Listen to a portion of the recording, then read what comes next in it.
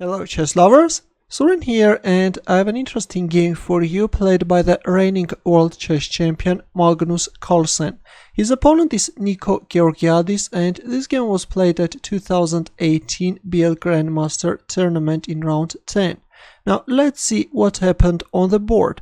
Carlsen had white pieces and he started the game with e4, c5 by Georgiadis, Sicilian defense, and a very rare move by Carlsen, knight a3.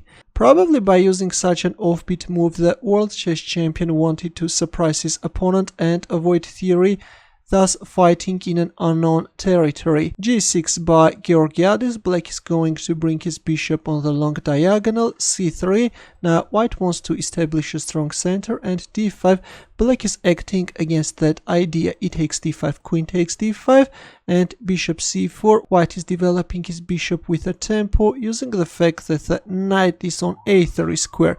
The knight on the rim is dim. Queen e4 check, king f1. Another interesting decision by Carlsen.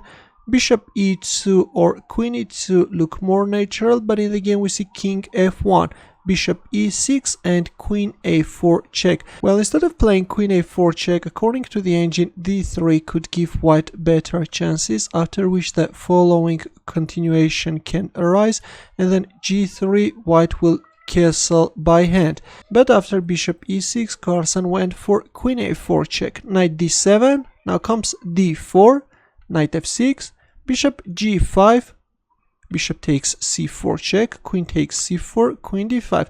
Black is offering an exchange of queens, is looking for simplifications. Rook e1, e6, bishop takes f6, knight takes f6, queen b5 check, knight d7, knight e5.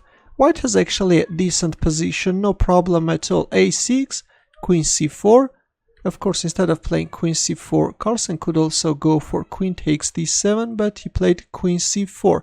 We see the exchange of knights on e5 square, rook d8, and finally we also see the exchange of queens. f4, white is protecting his pawn on e5 square, g5. Black is undermining white's pawn chain in order to weaken the pawn on e5 square and win it. Typical idea can be seen in French defense. F takes g5 was played, king e7, still black is not hurrying to capture on e5. Black is first centralizing his king, h4, and finally we see rook takes e5. We see the exchange of rooks on e5 square, king e2, b5, knight c2, this is move to nt4, and finally Carlsen is moving away his knight from that passive a3 square, rook d8, knight e1. Now Carlsen will try to centralize his knight, knight f3, bishop g7, knight d2. Carlsen is bringing his knight on this active e4 square, h takes g5, h takes g5.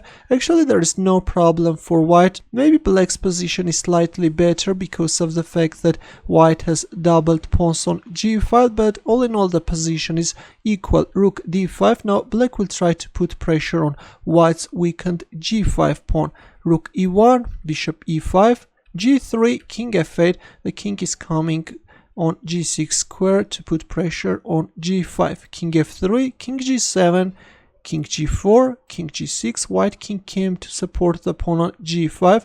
Rook f1, rook d3, rook f3, rook d1, rook f2. Now this rook will support his pawn on b2 square from the second rank. Rook d5, knight d2, bishop c7, knight f3, bishop d8. With this beautiful bishop maneuver, the bishop came in order to put pressure on g5 square. Knight h4 check, king g7, knight f3, and bishop b6. Of course, Georgiadis could also repeat the moves by playing king g6. If knight h4 check, then again king g7.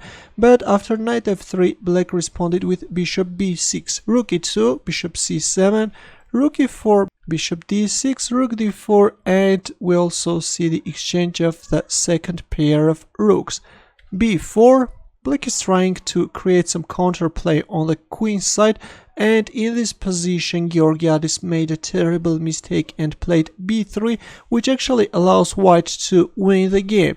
It was better to capture on c3. If b takes c3, then king g6, If knight c6, then bishop c7, no problem at all. There is not much white can do in this position. Nevertheless, white knight is of course more active, can always try to target black pawns, but black bishop can successfully protect his pawns. But after a4, b3 was played, which makes this c4 pawn vulnerable. Probably Georgiadis thought that at some point he can go for bishop a3 move, but it turns out that it's a miscalculation and that a bishop a3 move actually gives black nothing. Knight f3 was played by Carlsen, after which Georgiadis resigned. Now if king f8, then knight d2, black will lose his pawn on c4 square, and then king h5. Actually, black has no chance. This is going to be an easy win for white. Or after knight f3, let's also have a look at the variation which can arise after bishop a3. White can simply capture on a3. If b2, then knight d2. This knight is just on time and is managing to stop the b pawn. If king g6, then king f4. Now this white king will come after the pawn on b2 square, will win it, and then white will just manage to consolidate his position in time. This is one of the possible lines which can arise. And then king d2, the king is coming back to support his knight. White is successfully managing to stop these pawns, and the game is over.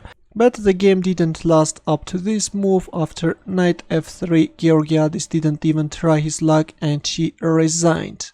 Another interesting game by the world champion. This was like a handicap match where with that knight a3, Carlsen demonstrated his superiority over a grandmaster and showed that even with that crazy knight a3 move, he can win a game in a serious tournament. Thanks for watching. Here are more suggestions for you, and for more games don't forget to subscribe to my channel. I will see you in the next video.